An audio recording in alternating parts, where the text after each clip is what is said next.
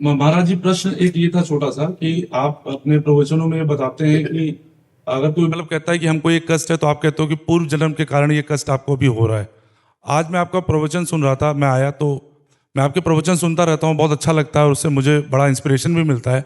आज लेकिन सर मेरा कुछ पता नहीं, सौभाग्यता दुर्भाग्यता, आज आपने 1 घंटा नरक पे ही बोला। तो मैं बैठा हुआ था तो मैं सोच रहा था कि आज मेरा कौन सा दिन था कि मैं आया और महाराज जी नरक पे ही बोल रहे हैं। असल बात क्या है कि क्रम चल रहा है। अभी कल तक चला था अन्य लोगों का नीचे के, और फिर परसों चला था ऊपर के लोगों का, और आज प्रश्न हुआ नर्क का। तो नर्क का चल रहा था, अब उसे दुर्भाग्य न समझ के अपने को ये देखना है कि हम में वो आचरण तो नहीं जिससे नर्क जाते हैं। तो एक उसी में एक सवाल मेरे मन में आ गया था, वहीं बैठे बैठे आया था। महाराज जी, अगर आपकी आज्ञा हो तो पूछूं मैं। सवाल ये था कि आप ये कहते हो कि जैसे किसी ने कहा कि मुझे कष्ट है, तो आप कहते हो कि ये पूर्व जन्म के कारण है, आप इस जन्म में अपना नाम जपिए तो ठीक हो जाएगा, यही होता है मूल, मैंने जो सुना है।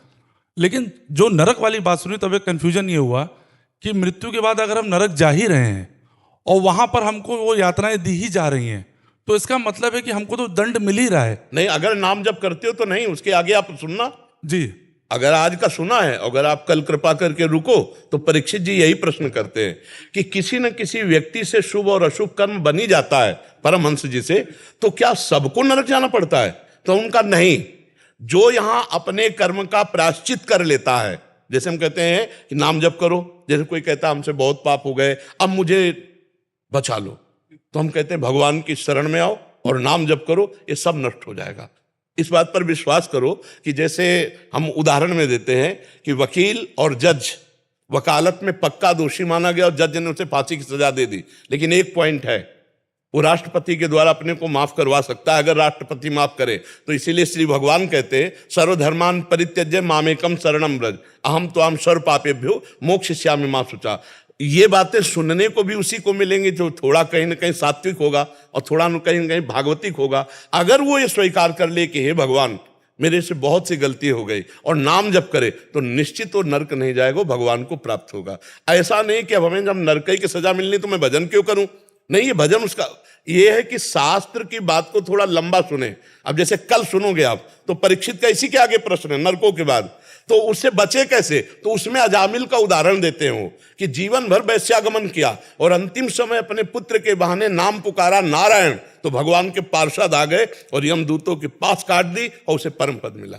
आप समझ पा रहे हैं? तो महाराज जी, तब तो एक चीज तो ठीक होगी, कम से कम अगला सवाल जो मैंने आपसे पूछा वो परीक्षित जी का भी अगला सवाल था जी। तो एक संयोग का सवाल, मैं सही ट्रैक पे हूँ। हाँ बिल्कुल, परीक्षित जी का सवाल पूछा तो सही ट्रैक पे हूँ। अच्छा, परीक्षित का मतलब समझते हो? वो चक्रवर्ती राजा हैं, वो प्रजा के कोई भी संशय को वो अपने में लाकर पूछ रहे हैं कि आगे आप परमहंस बोल रहे हो, आगे कोई प्रजा हमारी प्रश्न करे तो हम उस प्रश्न को पहले करके आप जैसे महापुरुष से उत्तर निकलवा लेते हैं। तो वो पहले से ही लिखा हुआ है, जैसे आपके मन में प्रश्न आया ना, ऐसे परीक्षित जी ने प्रश्न किया। तो अच्छा, कहीं ना कहीं आप भगवान के हो, कहीं ना कहीं धर्म का आश्रय लिए हो, नहीं यहाँ काहे को आते, तो आपकी भी गति चलेगी तो धर्म की तरफ ही, ऐसा तो नहीं कि अधर्म की तरफ चलेगी। हाँ जरूर एक अलग स्वभाव होता है, एक होता है अंधविश्वास करके मान करके चल लेना, और एक होता है थोड़ा ठोक बजा करके देखना।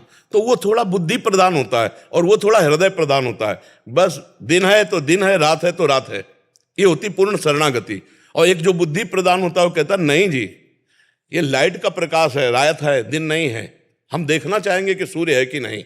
और एक होता है कि भगवान आपने कह दिया, उसे शरणागति कहते हैं। शायद अभी बुद्धि के हिसाब से थोड़ा ज्यादा चल रहा हूँ, हो सकता है कि वो शरणा वाली आ जाओगे, वो जब फिसलेगी बुद्धि ना तो शरण में आ जाएगी, क्योंकि धर्म में है। अधर्ममय बुद्धि तो अधर्म की तरफ भागती, धर्ममय फिसलेगी तो भगवान ही धर्म स्वरूप है, वो भगवान संभाल लेते। आपको सुनते रहते हैं तो बहुत जिज्ञासा। पहले इस बात का समाधान पाइए। आपने पूछा कि पूर्व जन्म का जो कर्म है वो आप कहते हो नाम जप करो तो नष्ट हो, आपको समाधान है इस बात का? समझा दिया सर। हाँ, इसको और समझना है कि जैसे बालक जो है माँ के गर्भ से निकलता है, उसकी एक आंख खराब होती है। क्यों खराब होती है? सबको 2 आंख दी, उसकी एक आंख, तो पूर्व में उसका कोई कर्म है ना। बालक गर्भ से ही बीमार पैदा होता है, या एक धनी के यहाँ पैदा होता है या एक गरीब के यहाँ, तो हम इससे शास्त्रीय पद्धति से देख सकते हैं कि पूर्व कर्मानुसार इसको संयोग मिल रहा है। क्योंकि जैसे अब आप कोई कर्म करो, दंड मिले, तब तो माना जाएगा ना कि आपने कर्म किया, दंड दिया। वो कर्म लायक ही नहीं, वो दंड उसको मिल गया, इसका मतलब कपड़ा बदला है। लेकिन जो इसको पहनने वाला है वो पूर्व से बहुत कर्म किए हुए है, उसको दंड मिल रहा है। जैसे जेल की वर्दी अलग मिलती है ना, ऐसे ही कर्म भोग की, शरीर की अलग अलग, कोई बहुत धनी परिवार में जन्मा, कोई निर्धन परिवार में, कोई बहुत बुद्धि वाला, कोई मंद बुद्धि वाला, तो इन सब लक्षणों से लगता है पूर्व जन्म का कर्म परिणाम ही जीव के शरीर आदि और सुख संविधान को रचता है। अब इस जन्म में हम पशु थोड़ी कि पूर्व के कर्मों को भोगते रह जाए।